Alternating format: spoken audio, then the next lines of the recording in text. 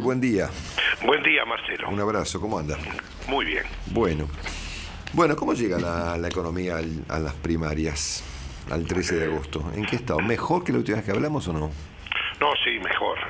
Ah, La economía está reactivándose, el nivel de actividad, aunque junio fue un poco más leve que abril y mayo.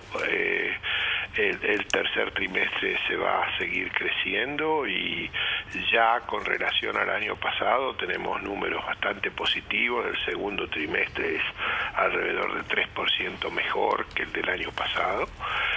Y los índices de difusión, en el sentido de que más sectores en el margen están creciendo, yo diría que el nivel de actividad está basado en el agro, en construcción, en siderurgia y en actividades financieras que vienen tirando bien. La verdad es que el nivel de actividad crece y probablemente el indicador que más afecta a las decisiones de la gente, las decisiones de votar en función de la economía, es tomar un año contra el año anterior, y eso en el momento de las elecciones ya va a dar positivo. Eso dio menos 2,3 en el primer trimestre, eso va a dar positivo, así que probablemente la economía sea neutra o levemente positiva con relación a la elección. Sin embargo, es una recuperación sin empleo, o sea, claramente el empleo no reacciona, y la parte que reacciona, probablemente el empleo formal, es empleo totalmente improductivo. Abril creció 138.000 personas más ocupadas formalmente, pero son monotributistas sociales, empleados públicos, casa de familia, empleadas de casa de familia, y realmente asalariados formales crecieron básicamente nada. Creció básicamente bastante la construcción, casi 25.000 empleos, pero cayó en la industria, o sea que esta es una recuperación amarreta en términos de empleo, y eso claramente pesa. Adicionalmente, la tasa de inflación se ha mesetado en lo que teníamos de agosto a enero, y realmente da la sensación que en julio va a ser alta, y que probablemente en noviembre y diciembre, con los ajustes planeados de electricidad y gas, también tenga un salto. Así que estamos, alrededor del 22 diciembre a diciembre, que es un número bastante superior a la meta. O sea, la tasa de inflación no converge para ser un cabo electoral importante.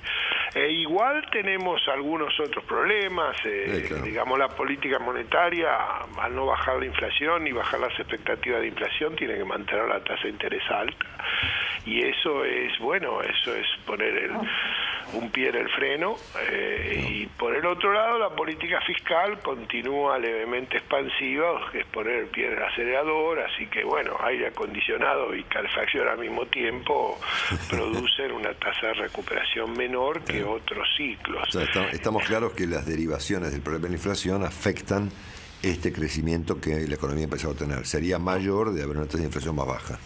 Desde ya, mire, la configuración macro que ha elegido el gobierno de desinflar, endeudarse y flotar tiene consecuencias sobre el tipo de cambio, sobre las cuentas externas que se están deteriorando. El año pasado tuvimos superávit comercial de 2.100 millones, este año vamos alrededor de 6.000 de déficit, con un déficit en cuenta corriente entre 3,5 y 4 del PBI, o sea, 23, 24, 25.000 millones de dólares, y claramente producto del atraso cambiario que tenemos a pesar de el sustito de los últimos 10 días. Y además el deterioro de las cuentas externas, se le suma el hecho de que hemos decidido mantener un tamaño del gasto y una presión tributaria muy alta, con necesidades de financiamiento del sector público crecientes. O sea, este año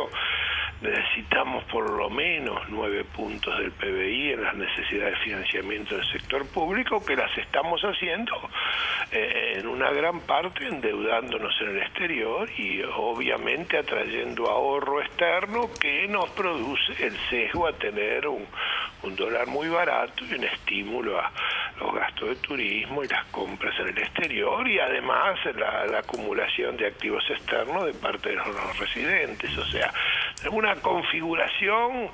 El presidente ha elegido, probablemente asesorado por su equipo, mantener un nivel de gasto público, de presión tributaria, que claramente implican un bajo salario real y una baja tasa de crecimiento futura, ¿no? Miguel, siendo que todo el mundo coincide en términos generales que el dólar está con algún nivel de atraso, más o menos, pero todo el mundo está de acuerdo con eso, ¿por qué cuando sube un poco el dólar todo el mundo se agarra la cabeza?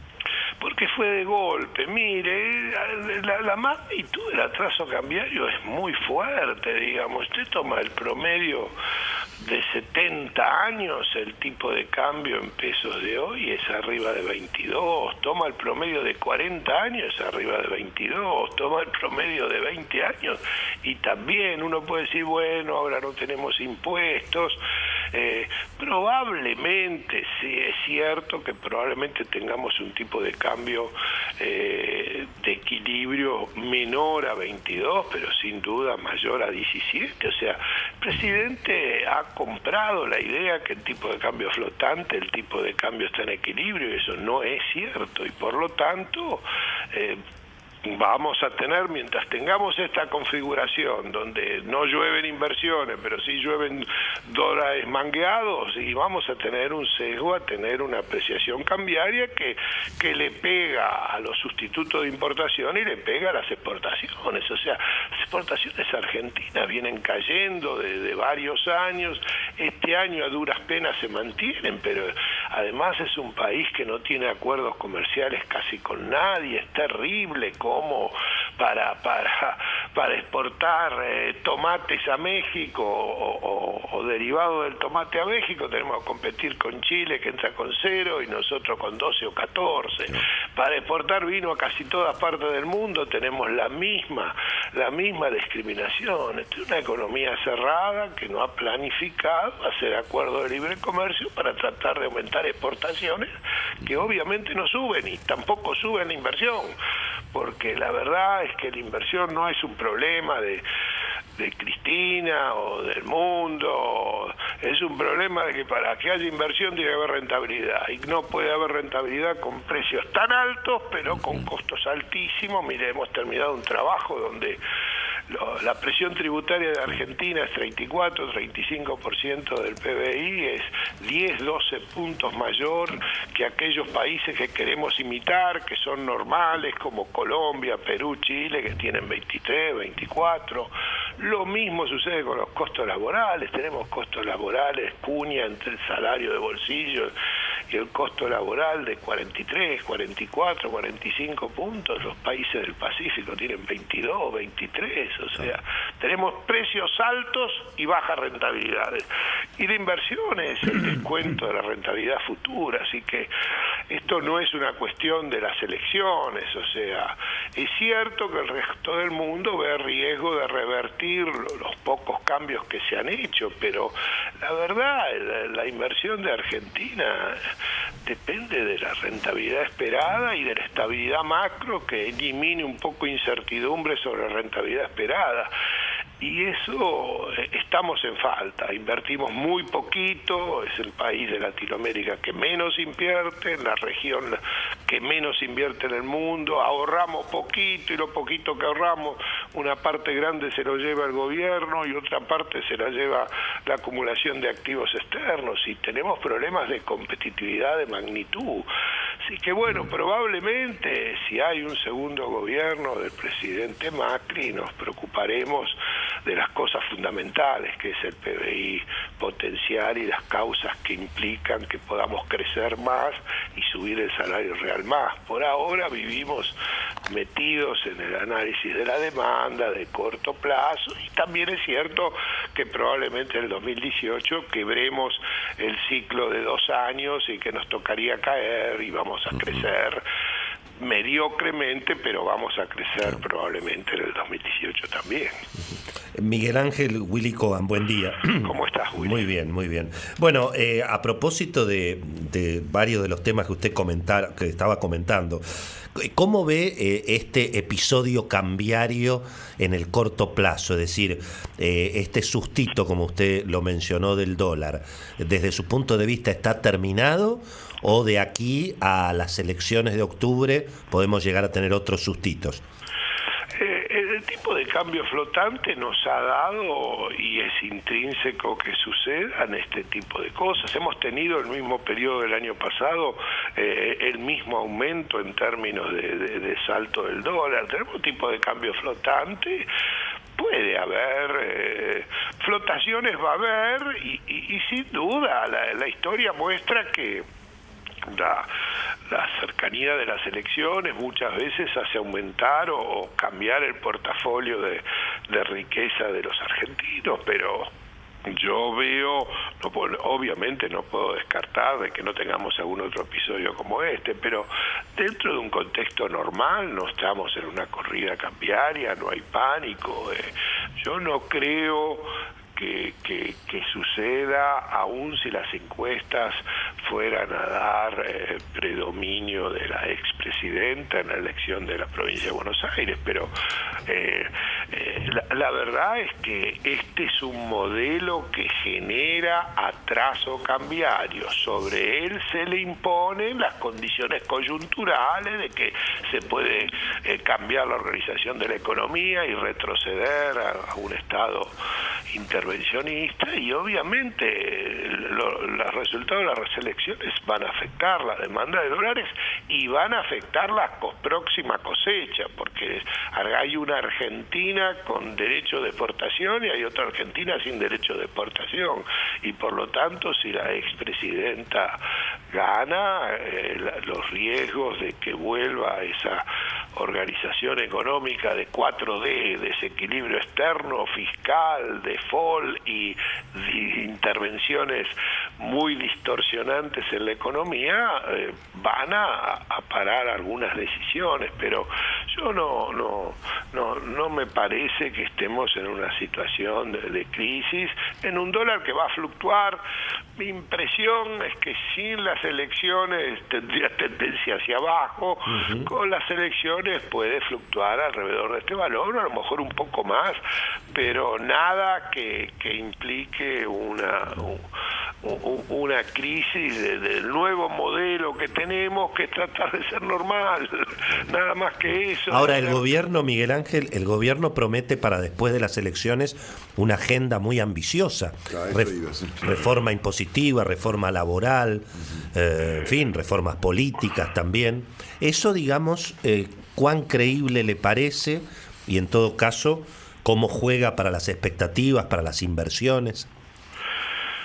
Willy, me gustaría tener esa idea que usted tiene. La verdad es que Argentina, después de las elecciones, si gana el gobierno, va a ser leves cambios, o sea, vamos a seguir desinflando con la política antiinflacionaria, que no es la política óptima. La inflación es un modelo es un fenómeno complejo, no es solamente un problema monetario, y para un país bimonetario la política monetaria tiene que estar mirando el tipo de cambio, no puede tener como objetivo único bajar la tasa de inflación. Vamos a seguir con esa política, vamos a seguir con el tipo de cambio flotante y las consecuencias que el resto de las políticas generan sobre el tipo de cambio, y probablemente la E de endeudamiento. O sea, Argentina tiene un programa de desinflación, endeudamiento y flotación. La E de endeudamiento sí, probablemente se modere levemente las necesidades, porque tenemos menos que financiar amortizaciones el año que viene, y probablemente haya un esfuerzo de bajar el déficit primario de 4.2 a 3.2, que no va a ser nada fácil, pero no se va a bajar el déficit fiscal, porque lo que baja el primario suben básicamente los intereses. No, nosotros vamos Mire, la reforma tributaria va a ser neutra y acá el problema es el tamaño de la presión tributaria que no deja ganar dinero y por lo tanto la gente no invierte.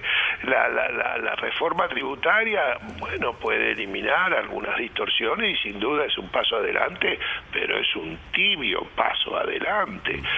Mire, la Argentina después de las elecciones no va a ser muy diferente que la actual. Seguramente iremos caminando lentamente, pero para salir de la decadencia habrá que esperar el próximo gobierno. Digamos, los fundamentals del PBI potencial de largo plazo están todos mal. Invertimos poco, ahorramos poco, no somos competitivos, tenemos un tamaño del Estado absolutamente anormal comparado con el resto de los países de nuestro crecimiento, tenemos una presión tributaria que inhibe hacer negocio y tenemos un déficit fiscal que tenemos que salir a mangar afuera para financiarlo. O sea, Argentina tiene fundamentals que hay que cambiar para salir de la decadencia y empezar a crecer sistemáticamente y no seguir atrasándonos con relación al resto del mundo como han sido nuestros últimos 70 años. Claro, Miguel, Yo no creo que estemos en el punto de inflexión de la política económica, pero ojalá Willy tenga razón. Claro, con excepción de que la política argentina entienda que las reformas que estamos subrayando, que todo el mundo pide, son de una magnitud tal que un gobierno solo no puede y que requiere de consensos parlamentarios muy cerrados, ¿eh? Pero y ahí vayamos con todo. Marcelo, hay países que lo hicieron, lo hizo Australia, lo hizo Nueva Zelanda, o sea, pero la principal razón para convencer una sociedad populista que vive de un Estado benefactor ineficiente es didáctica. Hay que explicar los costos que implican en bajísimo crecimiento del salario real en esta configuración económica, y esa tarea didáctica nadie la quiere hacer, porque explicar que para abrir la economía van a sufrir algunos sustitutos de importación es un costo que puede costar algún voto y eso no se quiere pagar. O sea, cambiar la sociedad, y no hay ninguna forma de salir la decadencia si la sociedad no entiende y no se le explica didácticamente las cosas que estamos perdiendo por tener las cosas que tenemos. Esa tarea es una tarea de sacerdotes, es una tarea de patriotas, es una tarea de gente que no tiene miedo de irse a alquilar a Montevideo después de hacerlo. Eso no existe y por lo tanto consenso es dificilísimo que pueda ser logrado. Acá se necesitan 20, 30, 100 sacerdotes del cambio, patriotas que estén dispuestos a pasar por encima del interés general, por encima del interés individual. No existe. Y por lo tanto, ese consenso es muy difícil de lograr, porque la sociedad tiene que darse cuenta que tamaño del Estado benefactor como este es sinónimo de bajo nivel de salario real, es sinónimo de bajísima tasa de crecimiento, y por lo tanto cambiar esto es una tarea muy difícil de mucha gente, pero de claramente gente que no esté evaluando el costo político de una pequeña observación de explicarle a la gente que siempre hay costos, pero que los beneficios, si se hacen bien las cosas, exceden notablemente los costos. Mire, no me levanto y le doy un abrazo y un beso porque estamos en la radio, Miguel. Pero si estuviera en persona lo haría. Tampoco sería bien recibido. Por favor, ya tengo algunas manchas, este tigre tiene una más. No, por favor. Le mandamos un abrazo muy grande. Un abrazo grande y éxitos, como siempre. Muchas gracias. El doctor Broda,